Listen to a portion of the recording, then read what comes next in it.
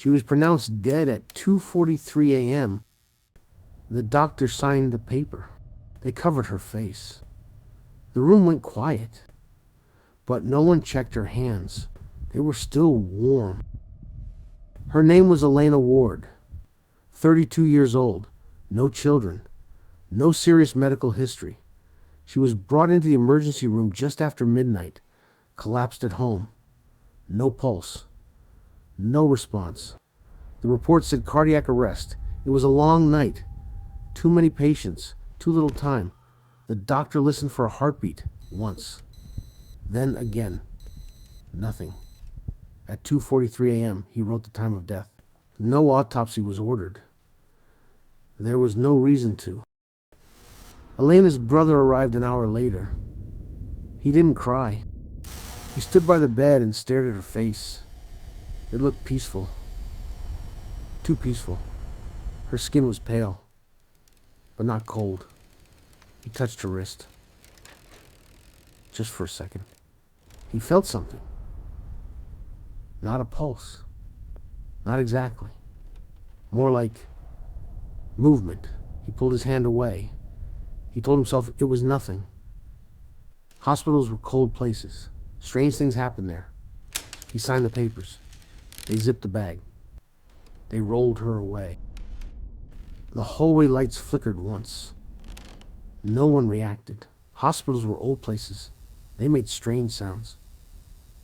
A cart passed by, metal rattling softly. Her hand shifted inside the bag, just slightly.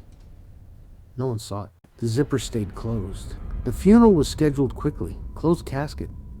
The doctor recommended it. The family agreed. It was easier that way. No one wanted to see her like that. It rained the day they buried her. Light rain. Steady. The kind that soaked into the ground quietly. The coffin was lowered slowly. The ropes creaked. Someone in the crowd coughed. The priest spoke. No one listened very closely. The lid was already sealed. Inside, something pressed back. Not hard. Not yet. The first shovel of dirt hit the wood. It sounded hollow. The second shovel followed. Then another. Soon the sound disappeared. Only rain remained. They filled the grave. Packed the soil. Placed the stone. Elena Ward. 1993. 2025. It was over. That's what they thought. They tightened the screws slowly, one by one. Each turn made a dry sound. Someone stopped halfway, adjusted their grip, then continued. No one spoke. At 3:17 a.m. the next morning, the brother woke up. No sound. No dream. Just awake. He sat up in bed. His hands were shaking. He didn't know why. He thought about the hospital, the wrist, the feeling. He checked the time again. 3:17 a.m. He didn't go back to sleep. 2 nights later, the cemetery caretaker reported something strange. The ground above Elena's grave had shifted just a little. He assumed it was the rain. Graves sank all the time. He pressed the soil down with his boot, went home. Elena woke up in complete darkness. No sound, no air. Her chest tried to rise. It couldn't. Something pressed against her face. Cloth. She tried to move her hands. They hit wood. Hard. Close. Too close. Her throat burned. She didn't scream. There was no air for that. Her fingers scraped the inside of the coffin. Nails bending. Breaking. She pushed. Nothing moved. She counted her breaths. 1, 2. The third never came.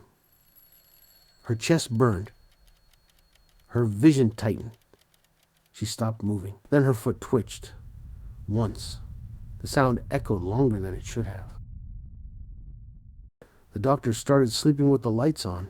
He didn't know why. He told himself it was stress, work, long shifts.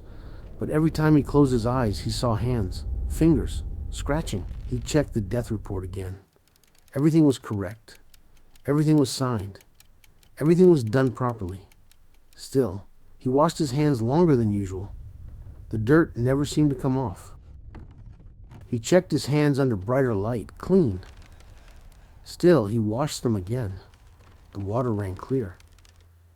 But he kept scrubbing. That night, he dreamed of knocking. Not on a door. On wood. A week later, the cemetery called again. The grave had sunk further. Enough to notice. They decided to exhume the body. Just to be sure. Paperwork took time. Another day passed.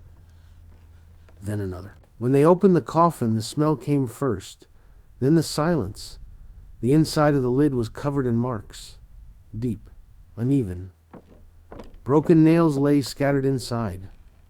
Her mouth was open. Her eyes were not. The report said it was a rare condition. Catalepsy. Temporary death-like state. Very rare. Very unfortunate. No one was charged. No one was punished. The grave was filled again. Sealed properly this time. Her brother stopped visiting the cemetery. The doctor transferred hospitals.